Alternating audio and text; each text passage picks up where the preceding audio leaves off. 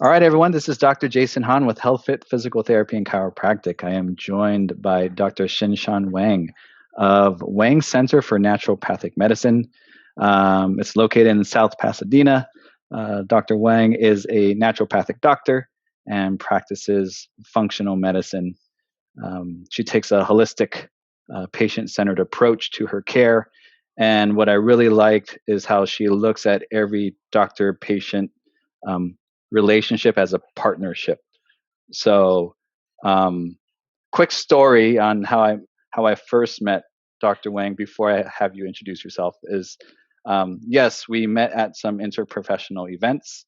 I watched you present and speak, but when I went to Dr. Wang and I told her I had emailed her probably a year or so prior because my brother-in-law was dealing with cancer, and Yeah. then he was kind of like at the end stages of um, his life per se. And then I contacted you because I needed some help. And then even though uh, cancer is not your specialty, you were kind enough to email me back a very lengthy email and then shared with me your thoughts and then steered me towards someone that could potentially help him. So I think it's very rare to find anyone that actually does that, first of all. So I really thank you for doing that. And so I knew off the bat before I even watched you speak that you were like a good person to go to. Oh, So thank you. so for everyone watching, it's hard to find someone like yourself. So, so now it's your turn. Why don't you tell me or tell our people a little bit about yourself and your business? Yeah, thank you so much for doing this. Well, about my practice. So I'm in South Pasadena. Most of the kind of patients that I see would have chronic conditions, a lot of autoimmune conditions, neurological health, gastrointestinal issues. But for the most part, naturopathic doctors were trained primary care doctors. And so I do see a little bit of everything. Over the last few years, I have stopped seeing kids under 10 just because there's a different level of, I think, attention that you have to as parents give to younger kids. And I just felt it was not the best match. So I usually see anyone who's over 10 now, but I used to see everybody. And I did used to actually see quite a bit of adjunctive care for folks going through chemo radiation therapy. But I realized between working with patients who had those conditions as well as my folks going through autoimmune flares, it was just Hmm. a lot to handle. So I had to, have a honest conversation with myself, no ego. This is about what I can do best for my patients. So I just decided to kind of change my practice more geared towards autoimmune conditions or immune health in general. Okay. Yeah. Um, I would say that's mainly who I see here. Yeah.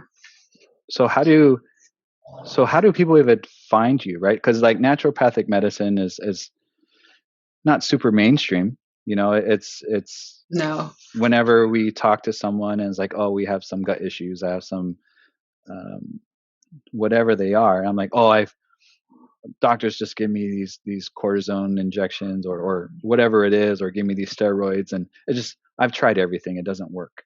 So Yeah. how do people end up finding you? I would say 100% of my practice is either referral from other practitioners or word of mouth. I guess once in a while, I do find someone who just search online and they found me, either under metabolic health websites, or I got mentioned a few times in different forums, Hmm. or just folks who were looking online for functional medicine doctors, and that's how they find me. But I don't really advertise. Most of my folks are just family, friends, or distance relatives of pre-existing patients or other practitioners like yourself that kind of have a good grasp of what it is I do here, how I'm able to help your patient, and adjunctively work with you for that coordinated care. Hmm. Yeah.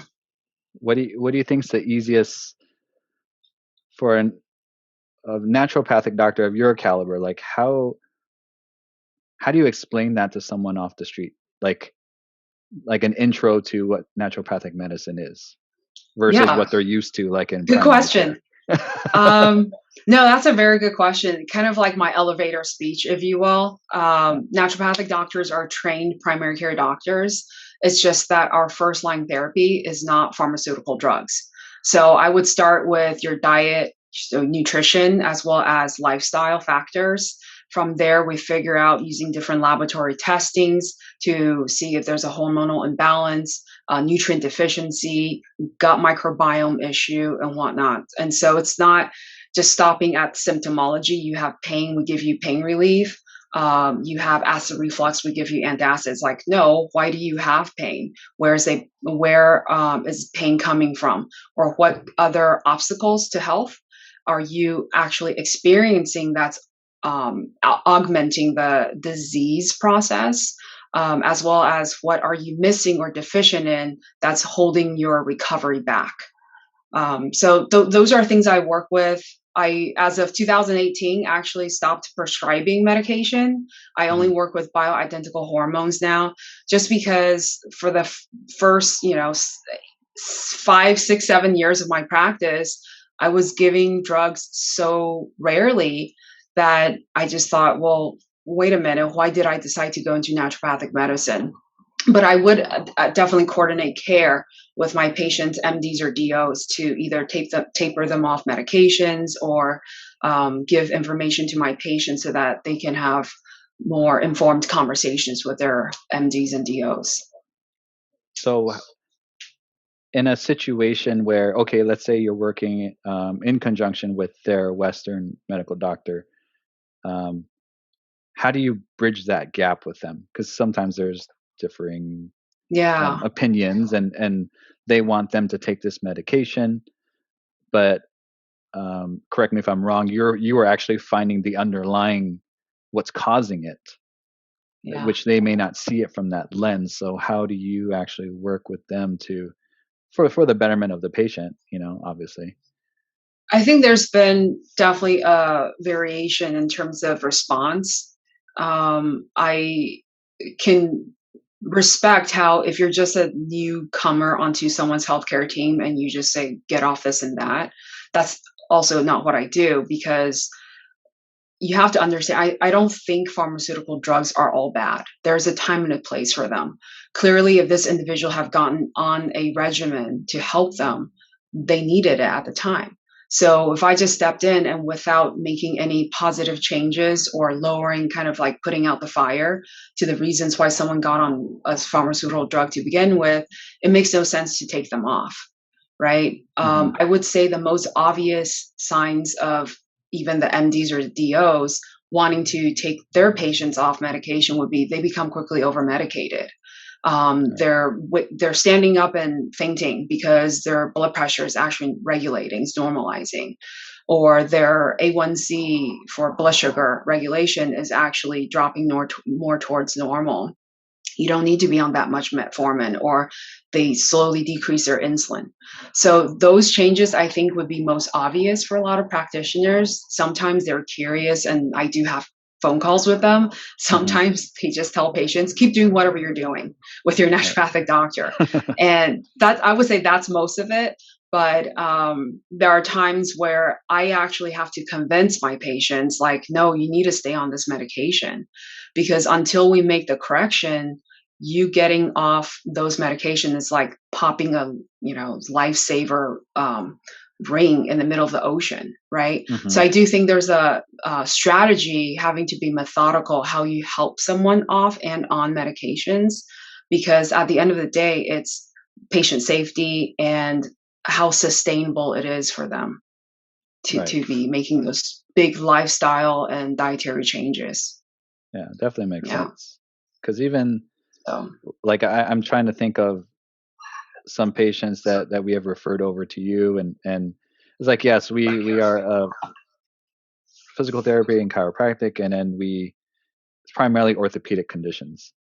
But the more that you talk to someone and you get to know them, you get to know their history. I was like, wow, there's a lot of funky things going on here, or like Is it your sleep? Are you living in a state of inflammation? Is there a reason why you're not recovering? Is it you tell me of all these food allergies that you have, and I'm like, there's no way that you're getting enough in Right. to help this healing process. So it yes, I can do manual therapy. I can we can give you the right exercises, but if the homeostasis of your body itself is not in a good place, we can only help you so much.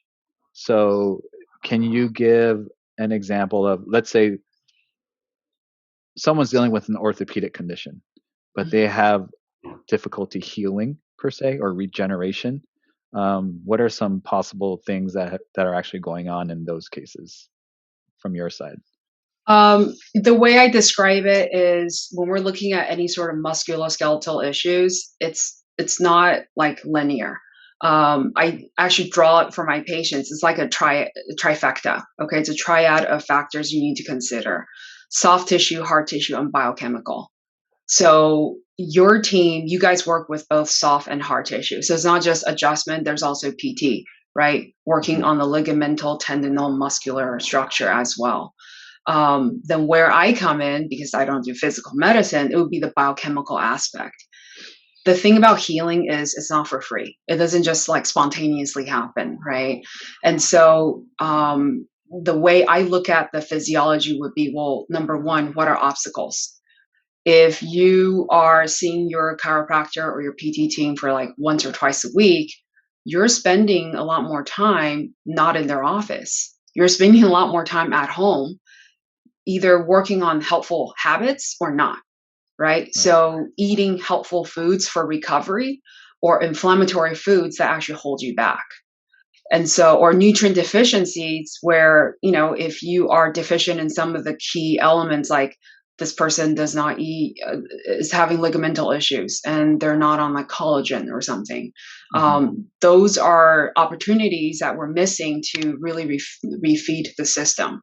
I would say the number one thing would be malabsorption in a lot of folks, and malabsorption, not, you know, more so in two ways. One would be the soil erosion, soil depletion in our food, just the quality of food people eat, fortified versus natural. And even if it's natural organic, we get our vitamins and minerals from the food, Right. right? So I think soil quality matters.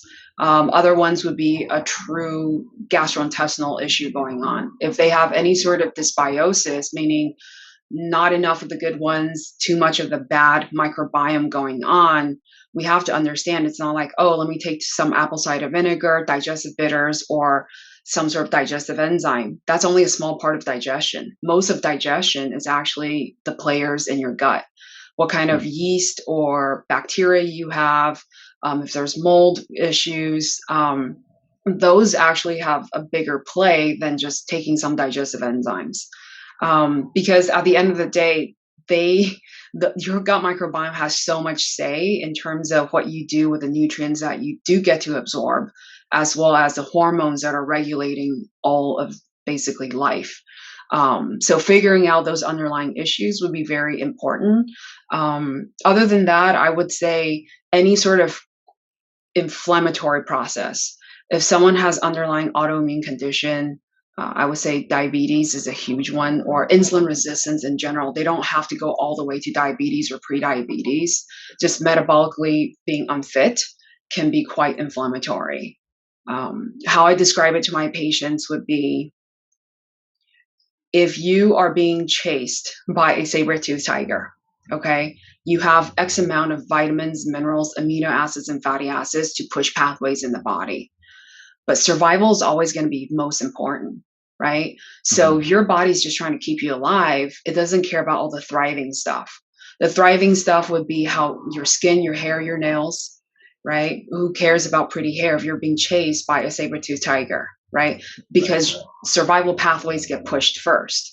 Hormonal health, brain, cognition, how you feel, balance, coordination, sensation, perception of pain, all the way to your hormonal health. So hormonal health would be thyroid, adrenal response, blood sugar regulating hormones, your leptin, insulin health, and also your neurohormones and reproductive hormones. Hmm. So it's it's a little overwhelming sometimes for new people because they're like, oh my gosh, I need to fix all 20 things first. Well, no, but it's understanding that if there's 20 little things that can impact your road to health, and we just make small changes in each of them, you're going to feel better. I usually think if it's like one reason that causes your state of disease and that one thing you cannot change, that's a very vulnerable place to be in because then forget it. No one can do anything for you, right? Right. But if there's more than one multifactorial reasons kind of fueling body burden and you're able to address all of those, or a big percentage of them, this system is going to improve. This person's going to feel better and be healthier. Makes sense. So So it's complicated, but it was funny. I was telling one of our staff members here. I was gonna have a chat with you today, and then they were asking, kind of like that's why I'm asking you, like, how do you even introduce naturopathic medicine? yeah. And I was like, oh, she knows. I'm like, it's over me. So I was like, no, but you explain it you explain it in a way that makes sense, even for like me, because I don't understand a lot of that stuff, but you put it in simple terms, which I think is very important, especially to get people to buy in, because they have to understand it enough that they are going to fulfill whatever it is that you need them to do. Same thing with like an exercise. Like, I'm not going to explain this muscle. I'm like, oh, okay, here's the generalities, but at the end of the day, it's just going to make you feel better. So Yeah. I appreciate that. And so as far as like people with autoimmune disease and your specific patient population, how important is getting some more activity from them or getting them to be a little bit more active? How does that help them? Quite important. And I think I'm going to answer this question not in the way you probably think I would, but this is actually how I'm hearing you say it. The first thing that comes in my mind would be like, if we were to break down mobility, right, or activity, I think we should be fair about it and talk about it in terms of like exercises versus movement, right? I think physical movement is something we should all be doing. Exercise is really at some point like fitness is something that like healthy people get to do. It's interesting. I have a lot of new patients who come in and they're kind of beating themselves up like, oh yeah, I don't exercise enough. And they just go off the spiral while I'm listening. And I do think, even as a naturopathic doctor, even though I talk to people about what do you put in your mouth, what you put in your mind matters too, right? So if you're doing this self-criticism, things not very conducive to healing. But after I explained to them with some of my folks who come in with just a great amount of inflammation, I actually end up talking them down in terms of activity.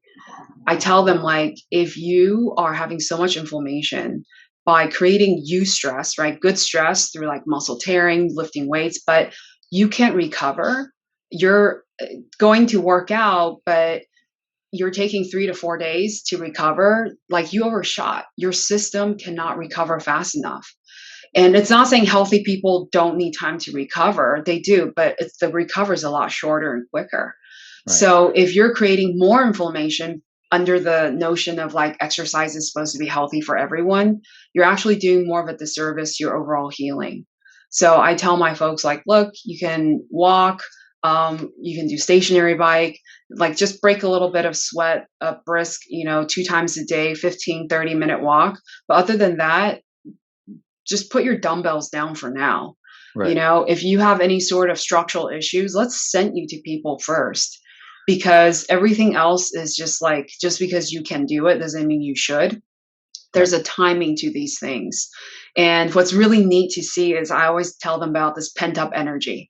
I'm like, look, one day you're going to end up with this pent up energy. You're going to be sitting around and you're like, wow, I really want to work out. And they usually laugh like, yeah, right. But when it actually happens, it's so exciting to see because they're working out, they're recovering in a timely manner. And it's now like seeing what your body needs, getting them in tuned instead of like based off principle, everyone needs 8 glasses of water. Like, I think there's very few generalized statements you can make like that Hmm. in health. And so I don't think exercise is actually appropriate for everyone, but movement, yes, circulation, adrenal. I mean, just especially if you can get outside when the air quality is better, what it can do for your mental, emotional health, all of those things would be valuable. Yeah, to Yeah, I think incorporate. like you said, it's really patient specific, and it has to be catered towards them. And Yeah, I think when people look on TV or social media, they have this perception of what exercise has to look like. When yeah, in actuality, it's like, okay, like even starting off, can you get up from your couch to the bathroom without being tired? You know, yeah, and that's a starting point for can you get up the stairs? So it's really about increasing their tolerance, but it has to be elongated over time. And then if you do it in a controlled manner, and then you know how they feel the next day, 2 days later, 3 days later, they feel perfectly fine. I was like, okay, that dose was probably appropriate. Obviously, like you said, if there's of a case that is taking them 4 days to recover, you overshot.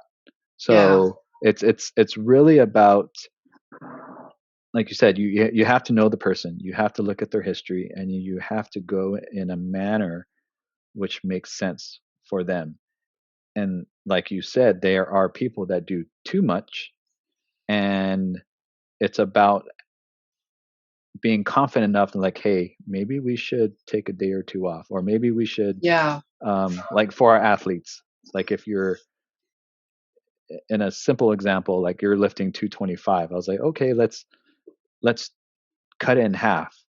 And they're all like, oh, that feels like nothing. I was like, okay, why don't we increase your reps by a quarter, and then let me watch you and let me make sure you're doing it correctly in the first place, because chances are I make you do it without weight, and you're going to be taxed because now you're actually doing it the right way.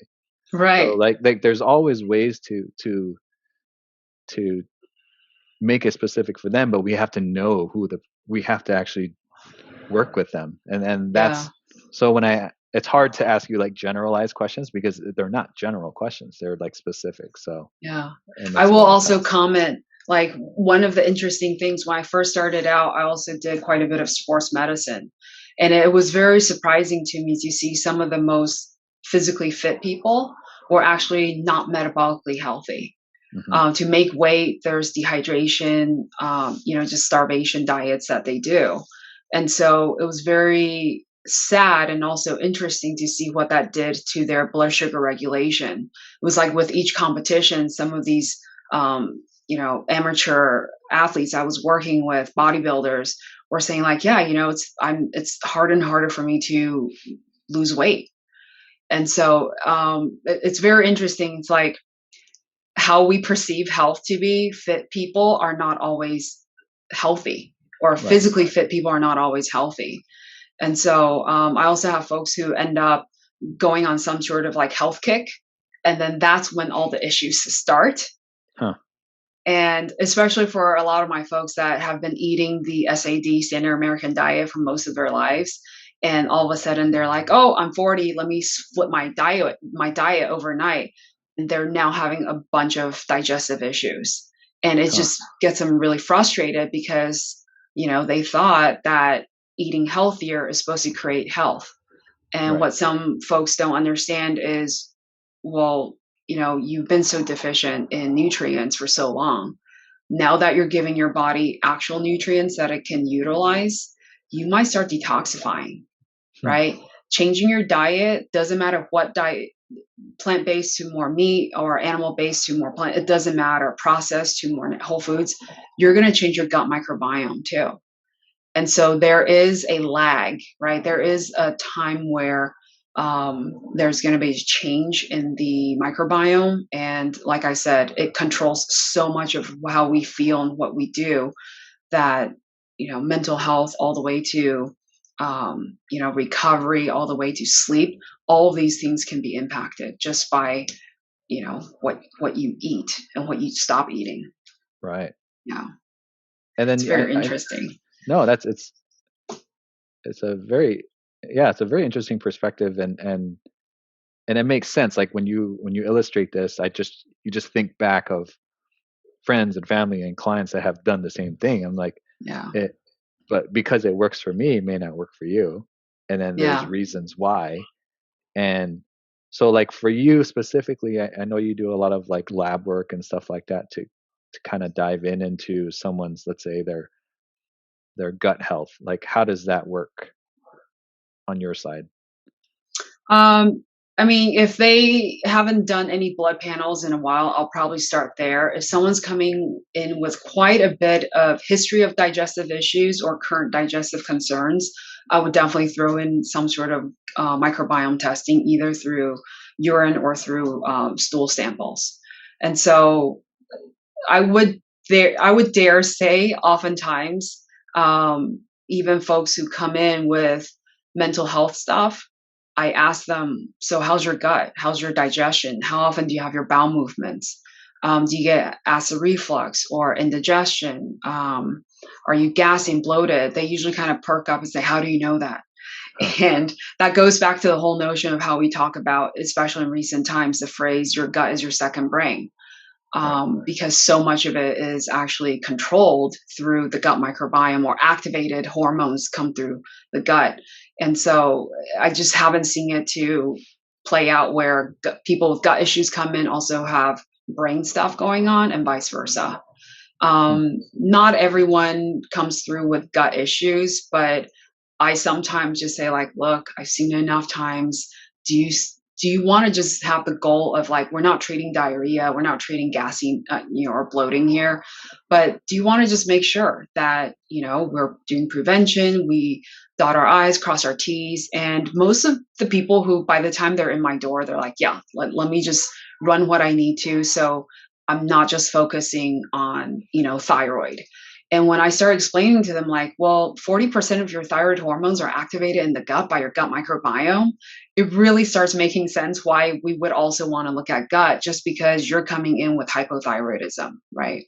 Right. Yeah. So it's, I don't think there's really anything where, like, you don't treat the gut, or you don't look at it. Hippocrates was onto something, and that really has not changed. All Right. disease starts with the mouth, right? Um, so it's sometimes preventative, and sometimes it's like glaringly obvious, like, okay, we do need to start there.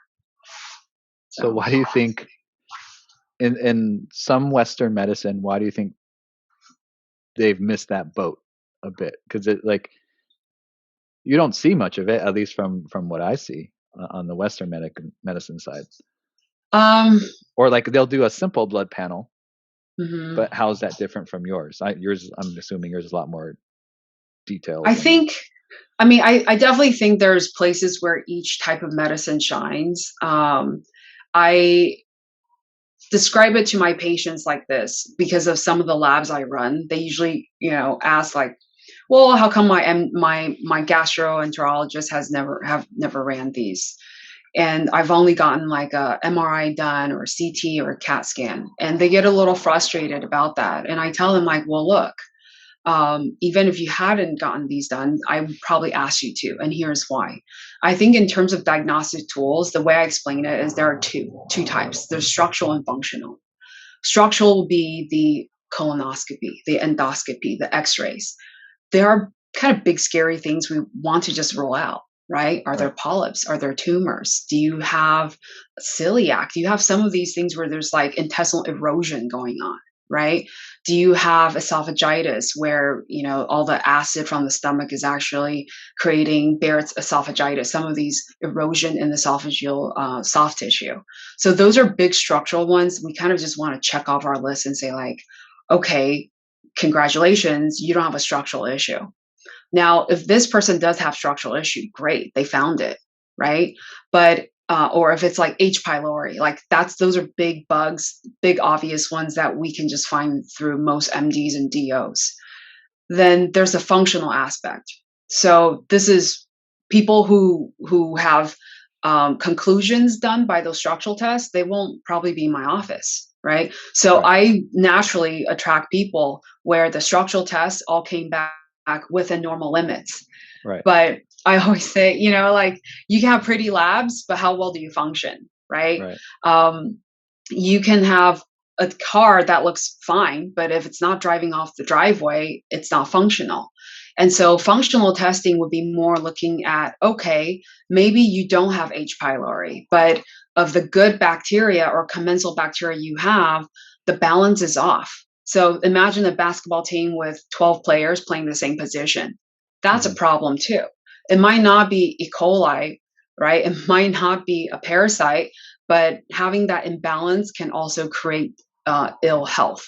And so Right. that's where a lot of the functional medicine labs and the reference ranges that we use come in, where it's like, okay, great, you're not diseased, but you're not healthy either. So for the folks stuck in the gray area, it's a different perspective that can provide you answers.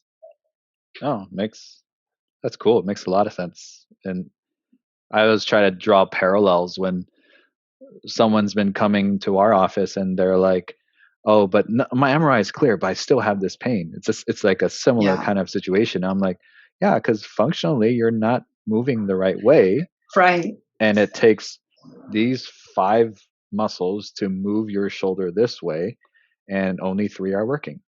So if we Yeah. get these other 2, or we get the 3 to relax a little bit, get the other 2 to start working as a team, ultimately you'll get better." But that they come in with a similar type of frustration because, "Oh, my MRI is clear.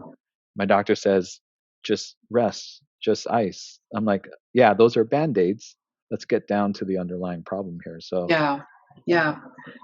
good to But hear on, once yeah, once I kind of explained that, they're like, "Oh, okay." So like, I feel like they didn't waste their time.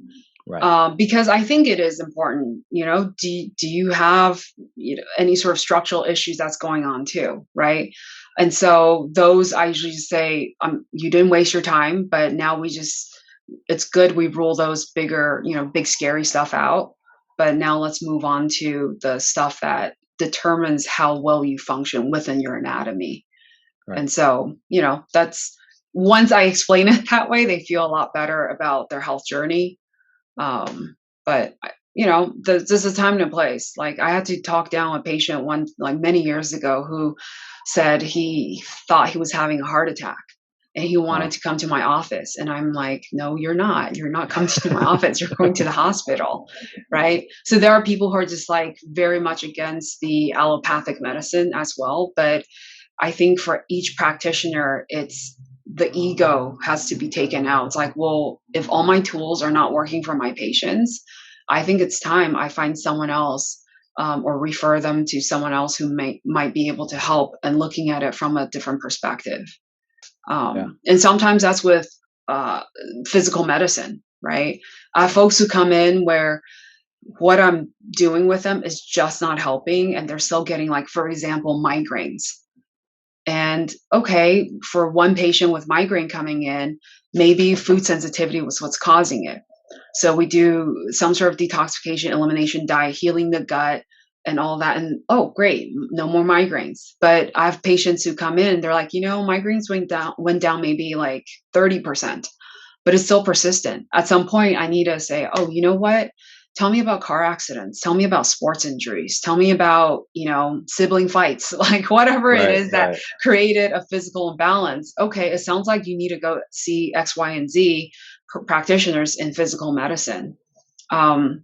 Just really, I don't know. I just love the idea of integration, because it goes back to the notion of, like, it takes a village, right? Mhm. Even in adulthood, not just as an infant, it still takes a village. And it's just nonsensical to think any one practitioner can do all of it. We're all different tools in a tool bag. And it's just, there's appropriate time for each type of medicine. Yeah. Yeah, So we trying definitely to, come in from different lenses, and it's a blessing to kind of like be able to bounce ideas off of each other, and that was a big reason, right, for doing this interview, and then just uh, showing our clients, there is more out there versus me trying to explain it myself. I do it this way. no, there definitely is. And I think it's important for people to realize like, oh, there's different types of like chiropractics, right? Like there's different types of testing out there of what's available. Even so many different types of what's available for physical medicine, biochemical, the tools that I have available here, very different than probably another functional medicine doctor. But I think it's no ego. Yeah, that's what, if there's anything, I would say, almost 10 years in practice, that is no ego. And there are times where I have conversations with my patients too and say, look, I think we need to ask your MD for help. Whether it's because of insurance coverage or whatnot, or just I'm not going to provide a colonoscopy in my office, right? You need to go to your MD for that. So I would say for the most part, there's definitely more and more curiosity from other practitioners over the years, especially when I'm sending patients back with a bunch of studies. Not what my opinion is, but like, look, there are these studies that's been done. And I think all practitioners, once you graduate, you can kind of get into that mindset of like, let me just stay in my own lane, do my own thing. And sometimes once in a while, it's like, oh, hey, do you know about this other drug that you can prescribe, but there's an off-label use for it, and there's been study on it, and they're like, oh, a naturopathic doctor talking about like low-dose naltrexone, LDN, which is a pharmaceutical drug. It's an opioid antagonist, and it's quite well studied in autoimmunity, in cancer, quite a bit of use in IBD, IBS, and because it's kind of like their tool already, but with research, but just a different way to use it. Over the years, I've had even GI doctors, MDs, that are now using LDN because I years ago sent a patient to them with an email full of research studies and organization information. And they're like, oh, let me start using that. So it's about, sharing of knowledge. There are definitely people who are not as receptive. I'm like a patient's secret, which I don't advise, but there are also, I don't know, some patients just have like a practitioner loyalty as well, where but I've been going to them for so many years. And I just think, well, if your mechanic stops fixing your car, would you keep going back to your mechanic? No. It should be the same with doctors. It should be the same with practitioners, right? And so it was very interesting, some of the conversations. No, I bet. Yeah. So as far as your practice, what are your overarching goals for your practice and your community? I would say optimal health. Optimal health. And optimal health will look different for each individual. Optimal health for some people, it's all standard American diet, kind of some level of that with drugs, because that's what's sustainable for that individual. That's probably not going to be my patient, right? But then there are people who say, look, I have a family history of X, Y, and Z. This is my own personal history. I'm sick of being tired and run down with sleep issues and overweight or whatnot. And so helping them make those fundamental changes. Even with people on pharmaceutical drugs, like you come in contact with food and how you live more on a daily basis than you do a pill, right? So there's a lot of power in how you eat and how you live and what you're exposed to, environmental stuff, that can really turn up and down certain genetic expression, therefore impact your overall health. I think at the end of the day, I can talk about what someone should do until I'm blue in the face, but the changes also have to be sustainable for the individual. Right. So let's say there are 20 changes they can make, they can only make 10. They can only sustain 10. Well, that's the level of optimal health that person's going to reach. Right. So I think it puts a lot of patient autonomy, like that concept of, you work for your health. I'm not the doctor who's going to sit here and say, you go home and take this. I'm going to explain to you why I think you should make the following changes. Here are a bunch of studies Don't just listen to what's coming out of my mouth, and let's see what changes you can make. And most patients are, pretty excited to make those changes. They just need direction. And some of them come back and they're like, I was only able to make 18 of the 20 changes. And I'm like, that's awesome, right? Right. But it's one of I think it just depends on who it is I'm working with, their personality. But I think the most successful change would be the sustainable ones that are actually helping. And so beyond that, then it's optimal health is my overarching goal. Right.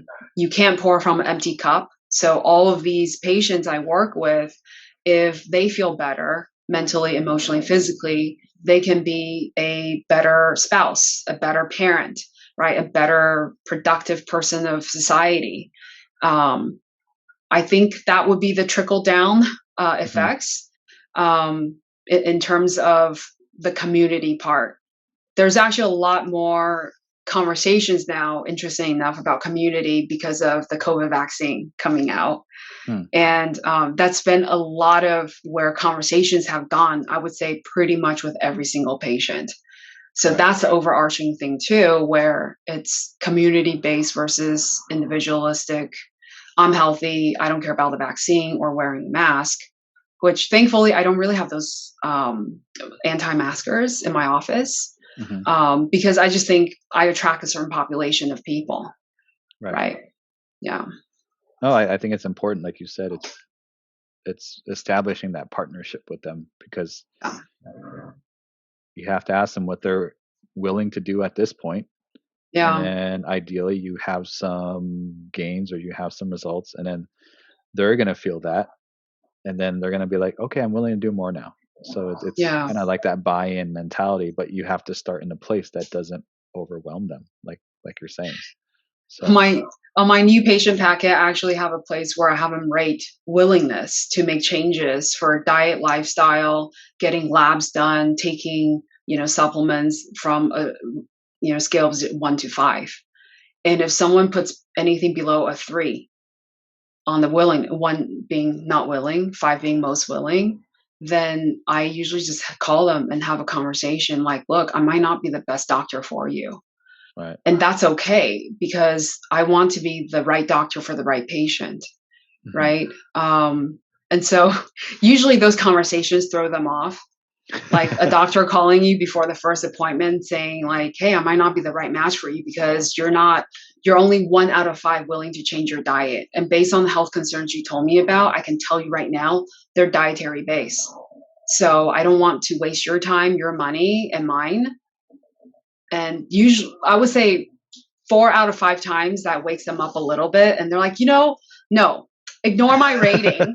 Let me still come in and just listen to you and see what you have to say. It's like, okay, great. So it's like that expectation.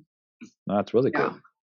Yeah, because you want to set them up for success. I do. They're not able to even be open to coming on board, then it's going to be a really hard climb for them. It's true. Some people aren't ready. No, some people are not. And I always have patients who said, I saw you back in like 2014 and I saw you like 6 years ago, or how many years ago? Do you remember me? And I probably saw them once, and it was hard for them to hear what I had to say. And they're like, I'm ready now. And so it's like, oh, congratulations, come on in. Or they'll just say, look, I really tried to make the changes that you had recommended. I was not mentally ready to make that now. But now I am, because things have gotten worse. And so just like how you described to me, it would be. And therefore, I think the buy-in is definitely there when the fear of change is less than the pain of what they're feeling. Right. Unfortunately, yeah. Happens a lot. Yes. Okay, a little bit. We'll swing to a little bit more about you, as far as if you could turn back time and talk to your 18-year-old self, what would you tell her? Keep going. Don't change anything. Yeah. I mean, I don't believe in like living with regrets because, I don't have a time machine. Mm-hmm. It might be different if I have a time machine, but the fact that I don't have a time machine, I just, the motto or the slogan I tell myself, the quote I tell myself is blessings or lessons, Mm-hmm. right? You're going to learn from every mistake and also every good stuff that happens to you.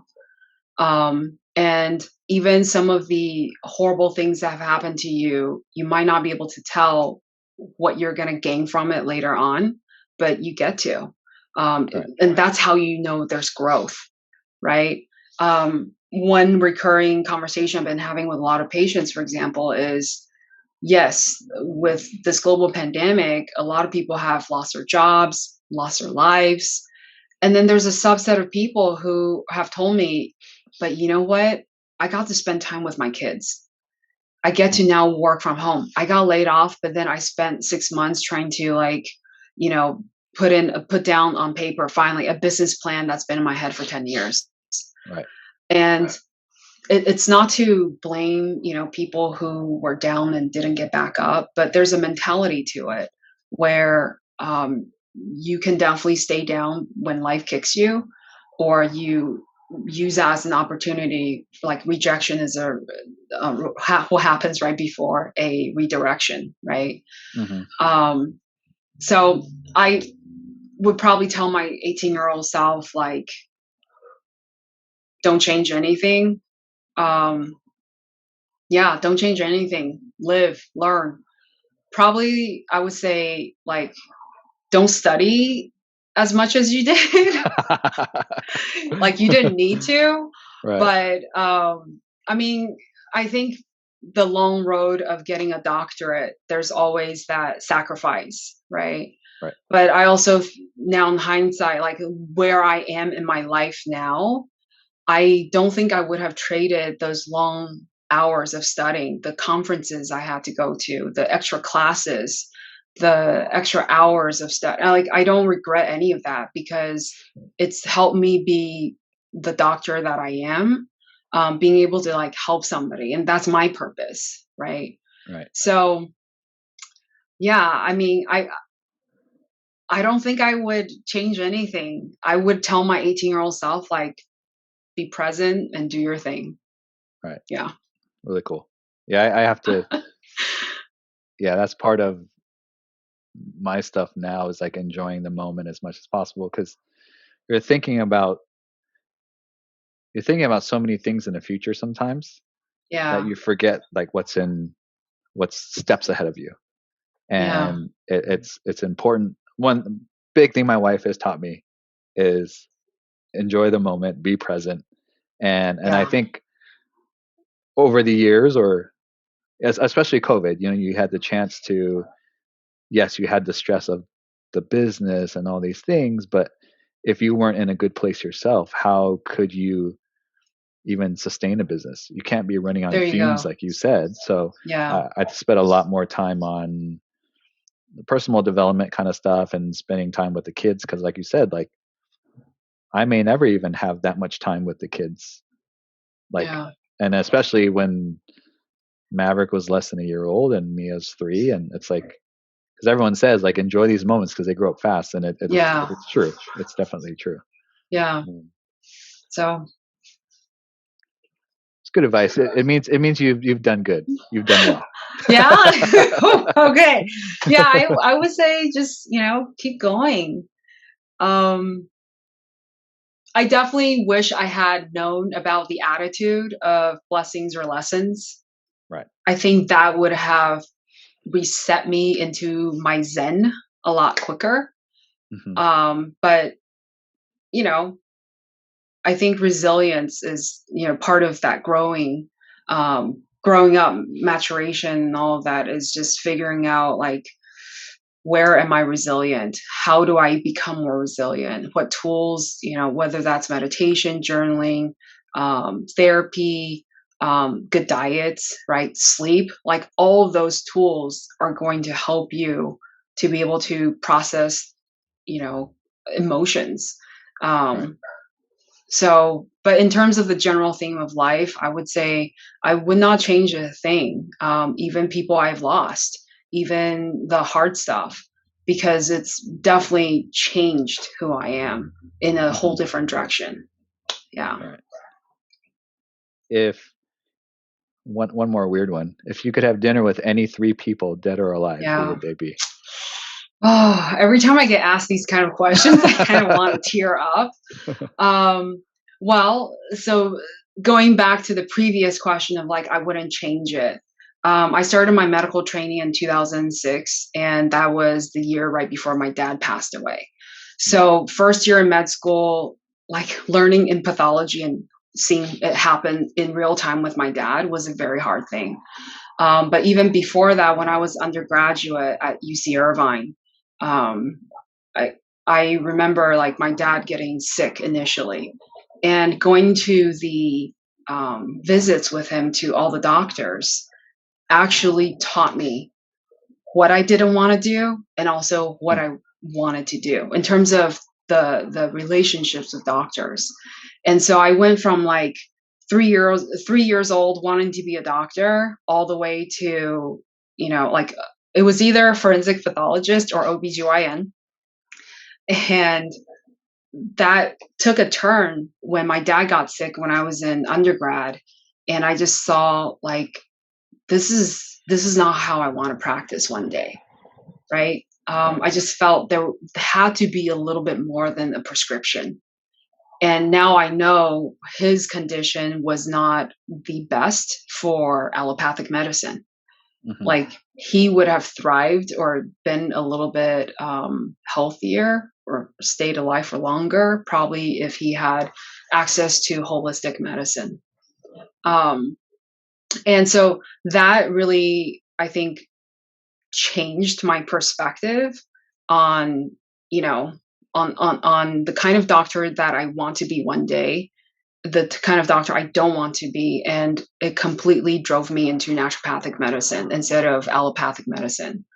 And being Asian American, it's you're a doctor, a doctor, a lawyer, engineer, or a failure, right?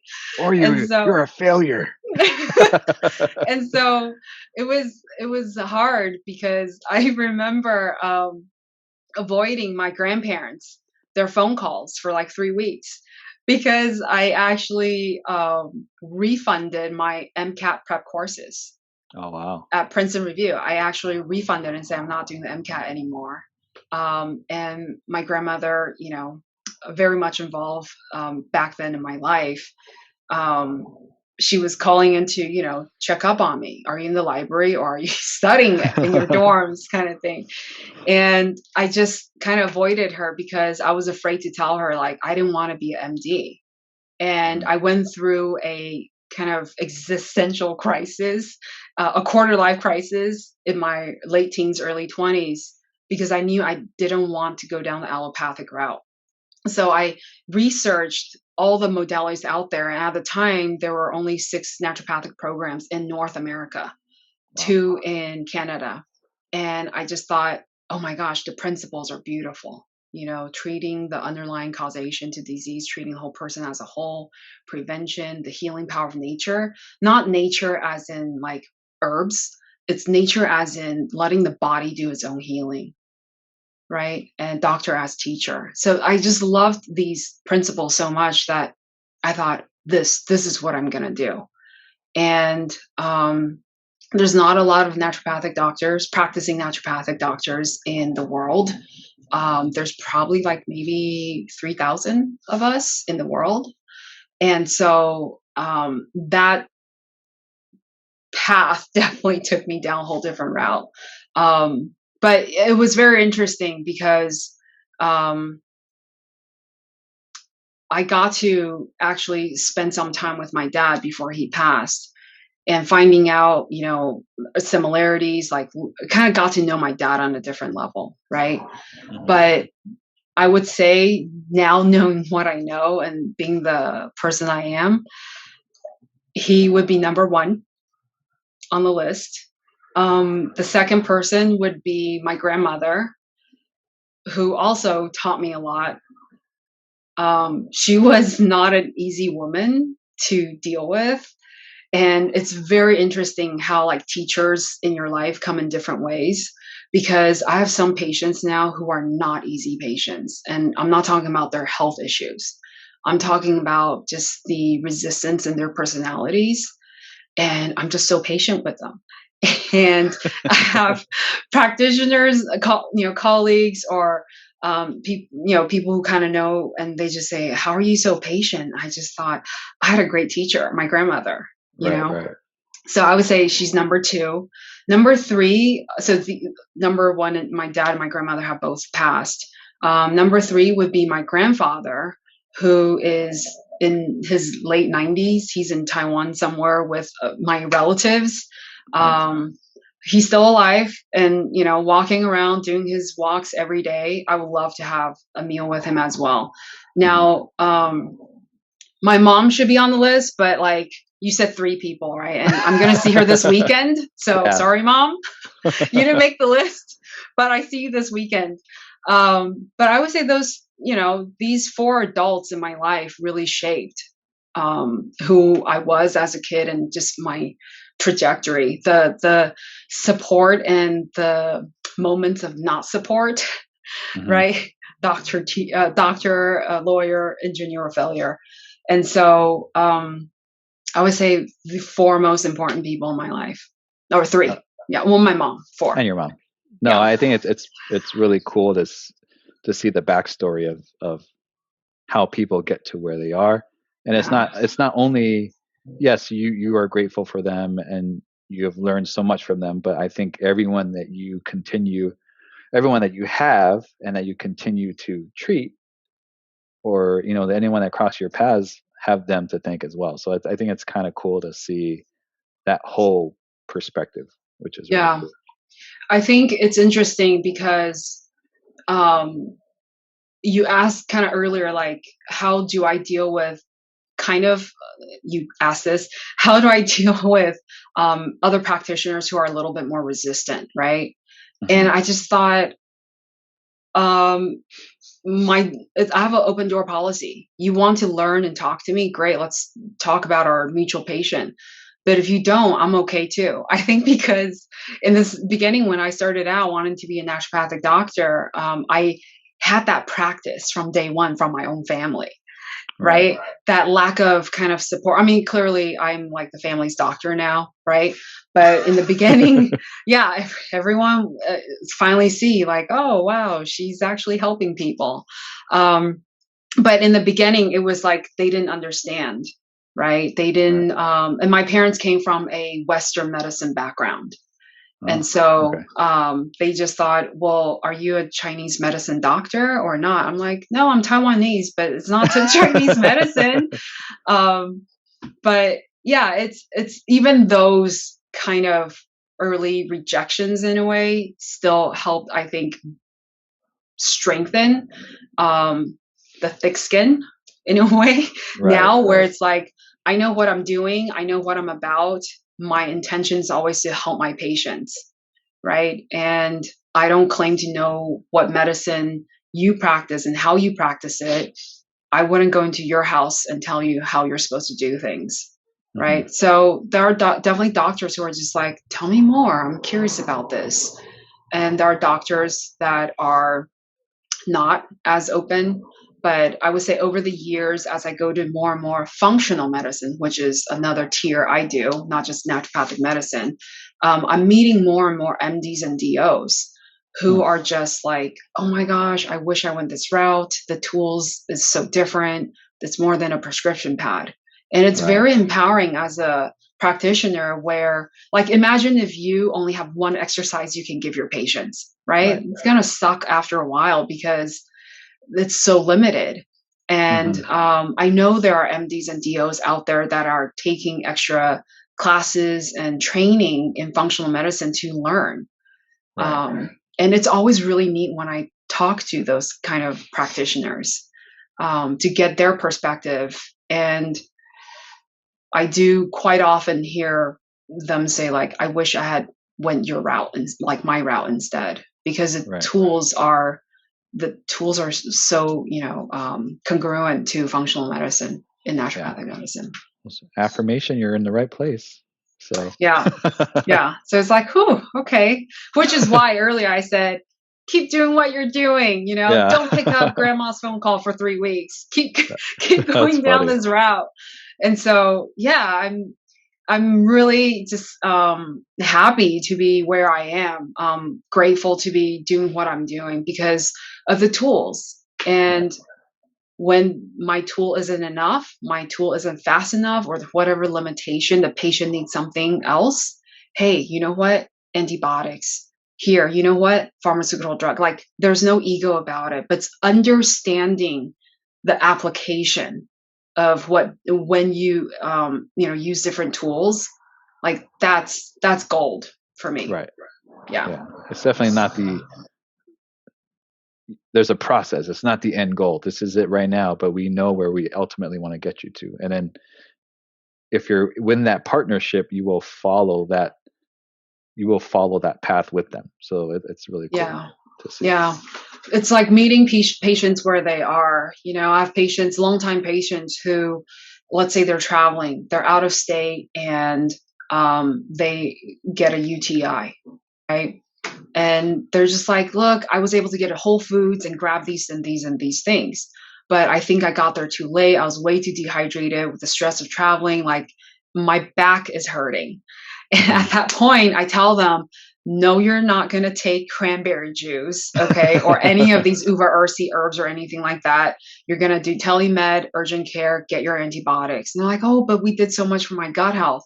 I'm like, don't worry, we can do it again. We'll reset. Right. So it's looking at what do you need the most so that you're not going to end up with renal failure, like renal damage from, a kidney infection, which is irreversible damage. Because the infection has ascended north, right, to the kidneys. And so it's more, do this now, what you need to, and then we'll do the cleanup later on. Right. So having that level of just kind of coordination with the patient. And once I kind of calm them down, be like, are you sure I'm taking antibiotics? Like, yes, you are. And it's like, oh, okay.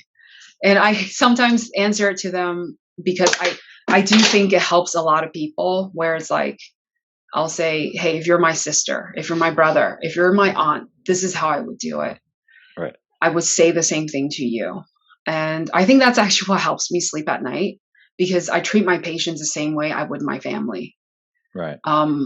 And I think being in this medicine, it's so neat because I get to experiment on myself quite a bit.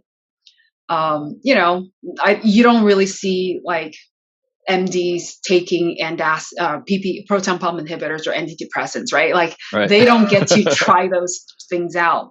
But as a naturopathic doctor, I get to try like, oh, let me try this IV injection on myself because it helps with overall mitochondrial support. Who doesn't need more mitochondrial support, right? Right. So it's really neat. I have that opportunity in what I do to kind of along the way help me help my patients and try things on myself. So I know how it feels like. I know how it feels like to have gut issues and do the testing on myself and go through the same treatment I'm about to put you through, the brain fog, the die-off reaction, the Herxheimer's. Like, I get it, Right. And when I walk patients through it that way, they're like, oh, so you've taken these herbs before. I'm like, yeah, and it sucked. I get it. But you're going to come out on the other end, and, all of that stuff is going to clear up and this and that. Yeah. No. Excellent. So last question, where do our listeners, where can they get a hold of you? Where can they find out more information about you and your practice? My website is Wang, W-A-N-G, healthcenter.com. I have a Yelp page as well, so people can Yelp Wang Center for Naturopathic Health. Okay. The phone number, it's on there. They can call me. Yeah. Yeah. And I'll make sure to link it all. So thank you. Can I add one thing? Yes, you may add whatever you want. Okay. It was something when, I knew that we were going to do this interview. I thought, I have the platform now. I need to say something. Do it. Okay. So over the years, there's like it's happened enough where I think, I should say something about this. So there's actually a difference between a licensed naturopathic doctor and a naturopath. And most people don't know that. Did not know that. So a licensed naturopathic doctor is someone who went through an accredited 4 or 5 year program through a university. And we have the basic science trainings and pharmaceutical, all that as MDs do. Like I did the cadaver lab, we do physiology, chemistry, biochemistry, organic chemistry, pharmacology. We did all of that. And afterwards, there was a licensing exam. There's 2 parts, a basic science and then a riveting 3-day of part 2 clinical exam to become licensed. So that's a licensed naturopathic doctor. A naturopath, or what they call a traditional naturopath, are usually people who probably took some online courses through a program, not a university, but through a program. So we're talking about the difference of 4 to 5 years versus a couple hundred hours online. Wow. And one of the big things I've noticed was the people who are traditional naturopaths don't always clarify that. And I've had patients who came in and said, what? You can run labs? What? You can order this and that, like a X-ray and an MRI for me? And I usually say, yeah, didn't your last naturopathic doctor do that? And they're like, no, I had to always go to my MD for labs. Then I'm like, aha, that was a traditional naturopath. So the level of training is actually very different. And I think that's where some people trip up, not just patients, but folks in the medical community, because they're thinking, oh, you're just a traditional naturopath, versus someone who learned about like pharmacology and dissected a human body and took a, board exam, right?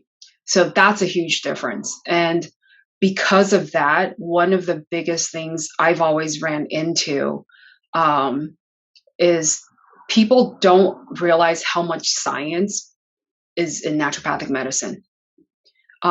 Case in point, I have a long email that is still growing on nutrient therapy and prophylaxis use, and also adjunctive care for COVID. And that's an email I'm talking about. These are like NIH, or trials.gov. Like these are actual studies you find on PubMed on vitamin D, selenium, zinc, glutathione, all of these. And it's not like what I do is we just say, oh, you know what? I think vitamin C looks great here. Let's do vitamin C. Right. It's like, no, these are actually medical nutrition, right? We're not just looking at food in terms of the macro, right? The fat, the carbohydrates, and the protein. We're actually looking at, because DHA or EPA in certain types of omega-3s can elicit certain neurological responses, turn down certain pathways, inflammation pathways in the body, like that's why you're using it. And so there's actually quite a bit of research that is in these nutrient therapies, and a lot of the herbs like curcumin, CBD, like these are probably 2 of the most well-studied herbs. And so I gave a talk last year at a nearby hospital for cancer survivorship program. And at the end of the talk, the coordinator, she's so sweet. She's a very sweet lady. She just looked at me. She said, wow, I didn't know your talk was going to be so scientific. And I just started laughing, because I know like what people think. It doesn't bother me because I know what I'm doing. It's, greatly science-based. And so just because like you don't know something exists doesn't mean it's not out there, right? Right. And so I just kind of chuckled, and she asked me for my PowerPoint slides. But so I really appreciate having the platform to make that distinction, especially for folks that you will be turning your patients to. Knowing the difference in terms of the training, I think is very important. There's definitely been instances in the past where a traditional naturopath have misdiagnosed and a person got hurt, died. And we in the news headline got dragged down. Oh, And wow. that, I think, especially in the state of California, has been a great setback for us in terms of scope of practice and stuff like that. No, I appreciate you distinguishing between the two, because it's like they're used synonymously. Yeah. Sometimes, right? And even they shouldn't be. Yeah, like on Yelp, they call it holistic naturopath. I'm like, oh, it's not. Especially Right. when you like spent so much of your life, right? Blood, tears, bodily fluids going into getting your degree. I think it's important to know, like, no, my training is very different. There's a reason I can read labs. There's a reason I can order labs. Like, we took radiology for a whole year at a local hospital at Pasadena University in my school in Seattle. Like, these are actual medical training. And then on top of all the classes that MDs take, we also took botanical medicine. Wow. We also took medical nutrition, 2 years of each, right? And so the amount of training that went into it, it's like, it's very different in terms of, someone who had less training. I'm not saying that there's not a place for them. There definitely is. I think the goal is all the same in terms of helping somebody, but in terms of the scope of practice and understanding the deeper physiology and biochemistry, a lot of that is like you were trained in it or you were not. Yeah, definitely. Because I think I said earlier, I was speaking to one of my team members, and then she has some gut issues, this and that. I was like, Dr. Wang, and she was like, well, I've kind of been to something before. I was like, oh, was it? Yeah. Again, now I can distinguish. I go, was it a licensed naturopathic doctor? It was something like that. Yeah. So no, it's good. It's good for me to learn and to steer people in the right, or even me diving in a little bit deeper. Who was it? And I can actually look the person up, and you kind of, there is a difference. So. Yeah. And it's kind of like in my community, because of that, our name being dragged a little bit. When we do meet these traditional naturopaths at like holistic functions or events or something like that, and it's such a small field what I do, so we're always like, oh, what school did you go to? And they'll name one of the online programs, and you just had a whole conversation in like 5 seconds, like, oh, okay. And you're walking around calling yourself doctor. Wow. Yeah, it's a problem. It's a real problem, I think, in my field. And it's always kind of like clearing the air every time I I don't go around with a, sign about it, but I had an MD who actually told me, like, you're not trained in this, you're not trained in that, blah, blah, blah. And I just told him, I said, hey, it sounds like to me you met a traditional naturopath before, but not a licensed naturopathic doctor. And so I actually sent him the PDF where they compared Johns Hopkins and my program and like the online program. And I think also University of Minnesota MD program, looking at the hours of each subjects. And I said, I went to this school. This is my training. And he was just like, oh my God, I did not know. That's why I thought, you were overstepping because you're like reading labs. And I said, no, was taught and trained in that. Yeah, do it with my eyes closed all the time. But it's educating, I think, the greater, not just medical community, but the patient population as well. And there are a time and a place for a traditional naturopath. And there are times and place where, hey, you probably need labs done, right? You probably need something a little bit more potent and pure than like what Sprouts sells on their market, on their shelves, right? You need like a nutraceutical that only a licensed practitioner can obtain for you. And so, the tools and the testing, like those really make a huge difference. Yeah. No, I respect it. I get it. I can sleep better tonight, Jason. So thank you. Anytime. We can have a whole nother talk on how you can help everyone with COVID and get over that and stuff It's too. a very interesting, yeah, it's very interesting, especially the vaccine talk with a lot of folks. Right. Um, I think as a naturopathic doctor, I'm always like navigating the world between anti and pro vaccination Right. and having an individualized conversation with my patients has been very helpful for a lot of people. Yeah, there Right. are people who truly had vaccine injuries, and then the more I'm talking to some patients, the more I'm learning like, oh, they thought they had a vaccine injury, but it was not like a Huh. vaccine injury. It was a reaction and like a normal reaction to a vaccination. And because of social media and headlines, we're hearing just words. And because of limitation and knowledge, they're piecing together like the right information, but the wrong way. Right. Yeah. So that's actually been a huge um, thing that I've noticed in the last, I would say, 3 months, Huh. talking to patients about vaccine, even before it was available, even just like, hey, it's, coming out in the fall or in the winter, people started asking. And so Right.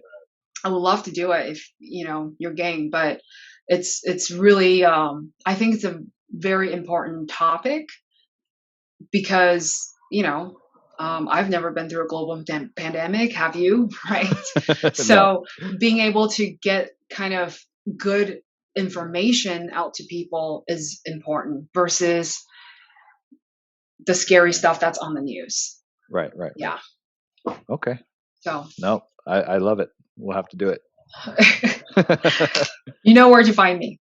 Yep, I So got it. So yeah. yeah, everyone, Dr. Wang, thank you very much for being here. Um, I know a lot of this information will go a long way with not only myself, but a lot of people that are going to watch it. So thank you, Thank you so and much for having me. we'll Yeah, see you soon. we will. Okay, take care. All right. Bye bye.